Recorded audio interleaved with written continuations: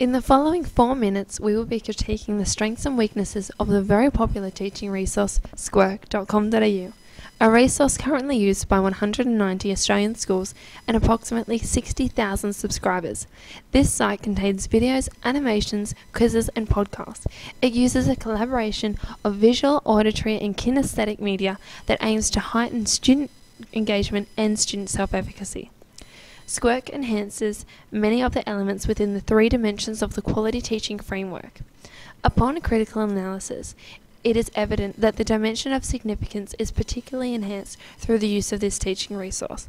We justify this through the acknowledgement that Squirk uses a narrative-based approach delivery.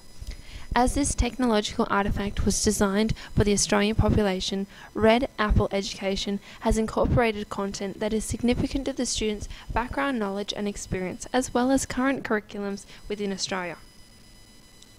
From student reviews and observations made from personal experience, it became evident to us that Squirk optimises student knowledge acquisition through the delivery of engaging, appropriate, interactive and significant content.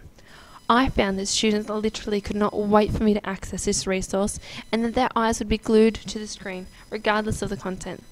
I loved that even early stage 1 could navigate their way around this resource on both standard computers and tablets. That the content across the stages allowed me to challenge and extend my students, catering for student diversity, and that it provided opportunities for great discussions when paused. As this resource incorporates so many of Gardner's multiple intelligences, the mode of delivery was, at all times, highly significant to the students' individual learning preferences. Additionally, I found that this task was an effective, efficient, relevant and appropriate tool for GATS students and students that were often early finishers. We believe it is not what you use as a teaching tool, but how you use it that determines student outcomes. In order to take this resource from an augmentation level to a redefinition level, as determined by the SAMR model, I use this tool to assist with clear and concise lesson orientations and conclusions, as a catalyst for discussions, directed learning activities during the daily Crunch and Sit program, and student self-directed activities in which students were able to navigate in pairs around the site. In terms of usability, this resource is very easy to navigate around due to clearly defined stage and KLA areas, pictures that depict the content being addressed, and short and succinct labels.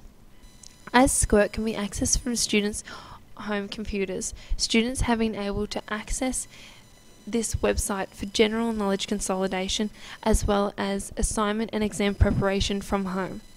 Now on to the negatives. Unfortunately, this technological artefact does not make links to contemporary day-to-day local and global happenings that would foster global perspectives and cultural appreciations. Due to the ever-changing nature of the Australian syllabus documents, this technological resource will continue to become outdated.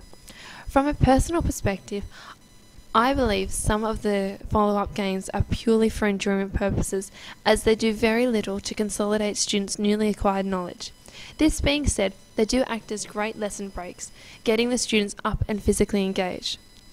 Although Squirk covers maths, science, technology, English, history, geography, commerce, SOSE and HISI curriculums, it excludes Stage 6 content, which we believe to be a great shame.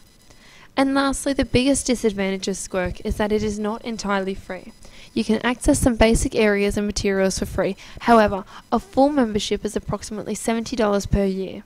Overall, we certainly do love Squirk.